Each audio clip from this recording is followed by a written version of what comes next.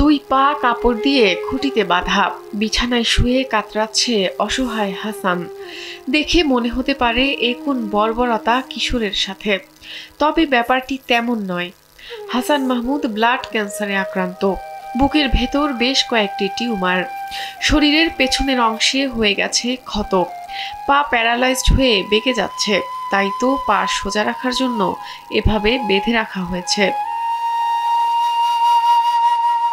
গেল ১ বছরে জমিজমা বিক্রি করে হাসানের চিকিৎসা করিয়েছে পরিবার। তাতে খরচ হয়েছে ৬ লাখ টাকা। তবে তাতেও স্বাস্থ্যের কোনো উন্নতি হয়নি হাসানের।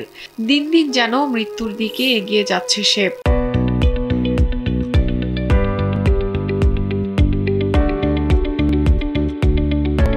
পরিবারও হয়ে গেছে নিঃস্ব। রাত জেগে হাসানকে পাহারা দিতে গিয়ে অসুস্থ হয়ে পড়ছেন হাসানের মাও। আমি এই একটা বছর আমি কি দিন কি রাত কইতে পারি না।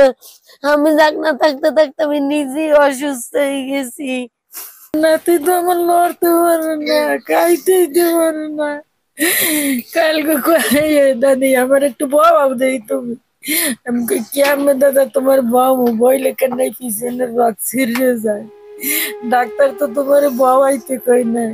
কেঁদে কেঁদে নিজেদের অসহায়ত্বের কথা এভাবেই বলছিলেন হাসানের মা ও দাদি। হাসান অসুস্থ হওয়ার পর থেকে পাড়া প্রতিবেশীরাও যথাসম্ভব সাহায্য করে যাচ্ছেন হাসানের পরিবারকে। তবে এবার হাসানের চিকিৎসার জন্য দরকার ১০ লাখ টাকা, যা জোগাড় করা অসম্ভব হয়ে পড়েছে দরিদ্র এই পরিবারের পক্ষে। বরগুনার পাথরঘাটা উপজেলার কালমেঘা ইউনিয়নের পূর্ব ঘুটাবাছা গ্রামের মোহাম্মদ মনির হোসেনের একমাত্র ছেলে হাসান মাহমুদ মরণ ব্যাধি ক্যান্সারের সাথে লড়ছেন প্রাণপণ। তবে এই লড়াইয়ে হাসানকে জিততে হলে প্রয়োজন সমাজের সবার সহায়তা। উপজেলা নির্বাহী কর্মকর্তা রুকুনুজ্জামান খান জানান, হাসানের ব্যাপারে শুনেছেন তিনি। এই ব্যাপারে এলাকার জনপ্রতিনিধিদের সাথে কথা বলেছেন। হাসানের চিকিৎসায় সব ধরনের সহযোগিতা করার আশ্বাসও দেন তিনি। জানতে পেরেছি, সেক্ষেত্রে আমরাও মাঝে মাঝে তার জন্য আমরা সেবা সহযোগিতার জন্য ব্যবস্থা করবো এবং কনসার্ন যারা আছেন চেয়ারম্যান মেম্বার তাদেরকে আমরা এটার জন্য বলে রাখবো যে কোনো সময় অথবা অর্থ বা অন্যান্য কিছু সহযোগিতা প্রয়োজন হলে সেক্ষেত্রে ওনারা যাতে আমাদেরকে স্মরণ করেন, আমরাও ওনাদেরকে সহযোগিতা।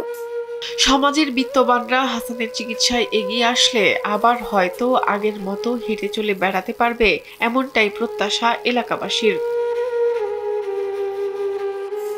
শাহনাজ পারভীন, কালবেলা।